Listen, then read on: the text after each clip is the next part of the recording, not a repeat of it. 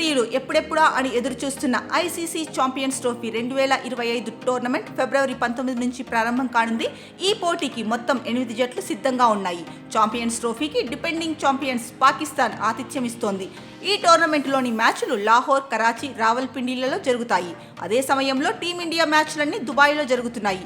ఈ mini world cup ప్రారంభానికి ముందే దుబాయ్ నుంచి ఒక వీడియో బయటకు వచ్చింది. వైరల్ అవుతున్న ఈ వీడియోలో టీమిండియా, పాకిస్తాన్ మాజీ ఆటగాళ్లు హర్భజన్ సింగ్, షోయబ్ అఖ్తర్ పరస్పరం గొడవకు దిగారు. వీరిద్దరూ ఒకరినొకరు నెట్టుకుంటూ బాహాబాహికి దిగారు. అయితే ఇది సీరియస్ గా కాదు, కేవలం సరదా కోసమే. International league T20 final match సందర్భంగా దుబాయ్ స్టేడియంలో వీరిద్దరూ ఇలా సరదాగా గడిపారు. హర్భజన్ సింగ్, షోయబ్ అఖ్తర్ ఇద్దరూ కొన్ని సంవత్సరాల క్రితం అంతర్జాతీయ క్రికెట్ నుంచి రిటైర్ అయ్యారు. మైదానంలో ఉన్నంత వరకు ఒకరిపై ఒకరు ఆధిపత్యం చూపే హర్భజన్, అఖ్తర్ బయట మాత్రం మంచి మిత్రులు. ఇద్దరు ఒకరినొకరు ఎగతాళి చేసుకుంటారు, సరదాగా జోకులు వేసుకుంటూ ఫన్నీగా ఉంటారు.